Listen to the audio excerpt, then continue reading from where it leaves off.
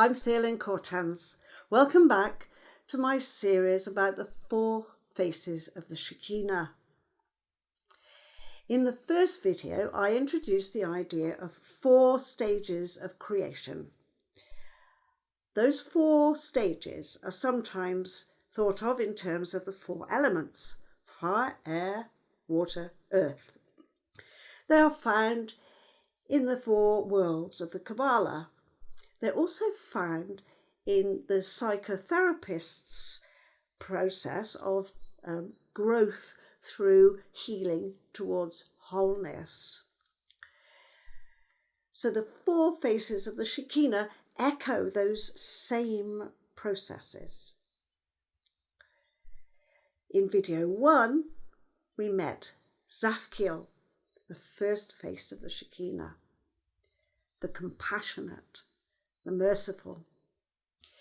In the second video, we met Samael, the stern, the severe, sometimes our adversary, our tester.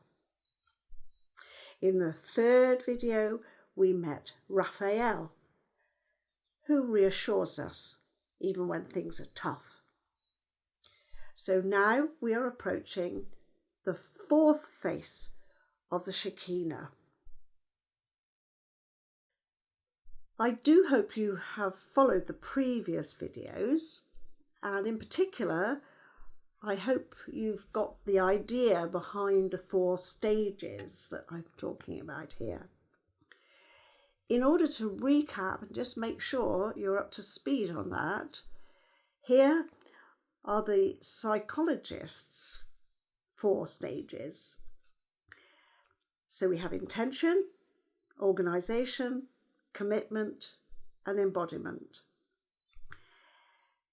And in psychotherapy, they say that in order to make changes in your life, you need to go through those 4 stages. You need to identify your issues. You need to articulate an intention for your desired change. Then you need to organise or reorganise your daily life routines, your habits, your behaviours, and they must all align with and be coherent with your intention. You need to stay committed, you need to stay on message and keep attending, making sure that those behaviours and those patterns are not neglected but reinforced. And then eventually the new way of being will emerge as embodied. It will become real. So in video 1, I was explaining how the first face of the Shekinah, expressed on the tree of life as the Archangel Zadkiel, is about intention. In video 2, the second face of the Shekinah is the organising, pattern-making quality of the divine, which requires discipline, Archangel Samael. And then in the third, Archangel Raphael provides sustenance, nurturing, and reassurance. We have to keep on track, and Raphael assures us we can get through. See how the Shekinah is descending down the yin pillar. Now she has to move to the centre in order to be announced in the kingdom. Here we find Gabriel, who acts as the intermediary. This is why Gabriel is present for the announcement of the conception and birth of Jesus. Gabriel is what is called a psychopompus. That's an invisible being who can move between the worlds, who can allow the flow of masculine and feminine to wind together in a union. We can associate Gabriel with Hermes and with Mercury, and he is often depicted carrying a caduceus on which these 2 threads are twining together. In classical Kabbalah texts, Sandalphon resides in the kingdom, but he does not have a consort. When I originally made my inner journeys based on the Tree of Life, that was in the early 1980s when I did that, at that time I had very little information about classical Kabbalah.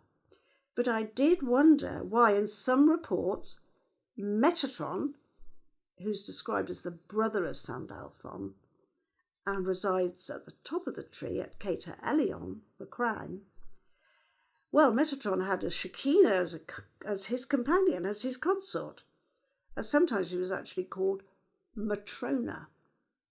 But Sandalphon seemed to be solo.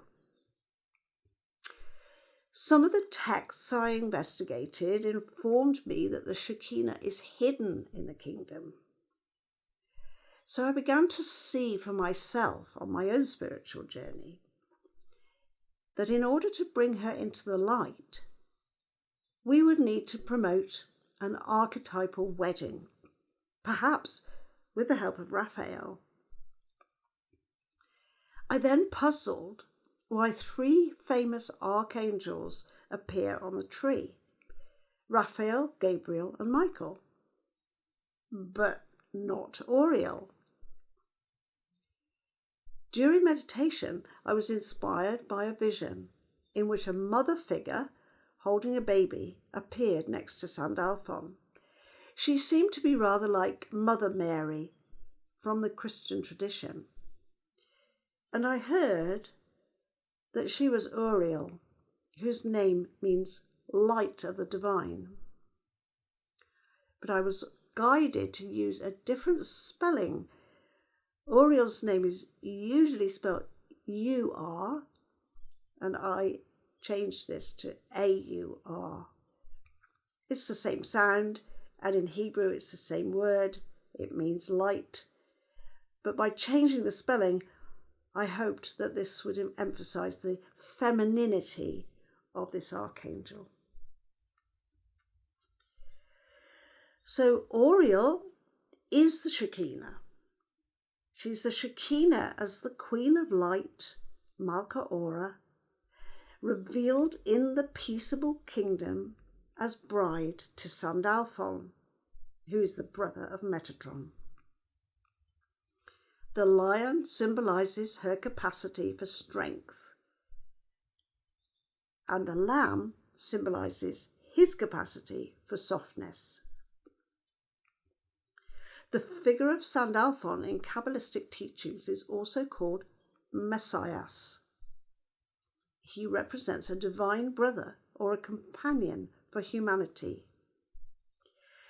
This Messiah does not necessarily appear as a particular historical person, but represents an archetype of divine potential, a human being willing to take on the challenge of wrestling with good and evil. In Christian teachings, of course, it is Jesus who accepts this role. Some of the old texts say the prophet Elijah was an angel, and then he is connected with Sandalphon. And in turn, in some of the Gospels, people actually ask Jesus whether he is Elijah come again. In the visionary book of Revelation, the last section of the New Testament in the Bible teachings, Jesus is the Messiah, and he is revealed as the Saviour of humanity. A new heaven and a new earth are announced.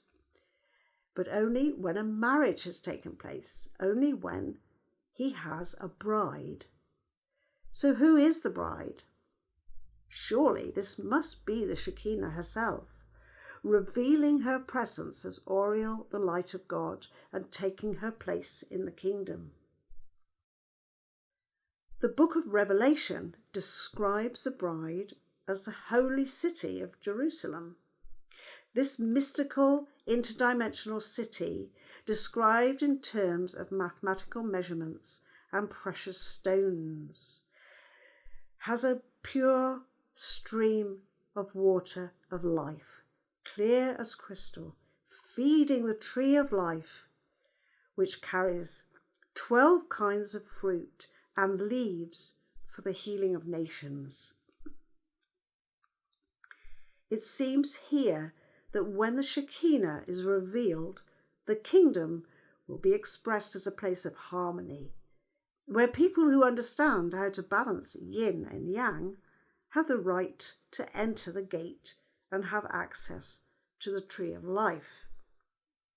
You may recall that when Adam and Eve ate the fruit from a tree, it was the tree of the knowledge of good and evil.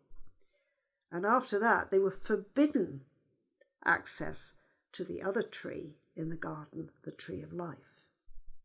So the qualities of Oriole, the fourth face of the Shekinah, are mother love, peace, mending hurts, grace, tender loving care. Close your eyes and listen as I read Oriole's message.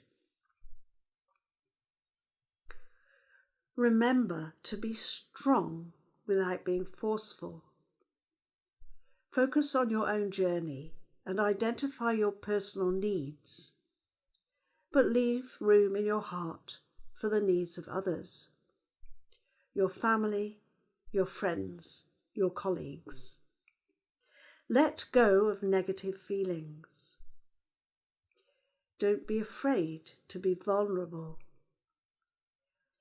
Making a commitment to see the divine in all the people you meet will allow you to be open-hearted and tender under all circumstances. I have added a guided journey. You can find this guided journey in the resources section on my website. Do give yourself a quiet evening shortly to meet the reassuring face of the Shekinah, and I would love you to share your experiences with me. I do hope you enjoy the guided journey I created for you to meet Archangel Oriole. And look out for the last in this series about the four faces of the Shekinah. I do believe this time in history, which can feel so challenging, is nonetheless an opportunity to discover the power of group meditation, of group intention. So this summer, in the retreat that I'm holding in Oxfordshire, there will be a very special opportunity to work with the four faces of the Shekinah in a powerfully committed group of like-minded people. I do hope you will join me there, and then we can discover together how miracles can unfold.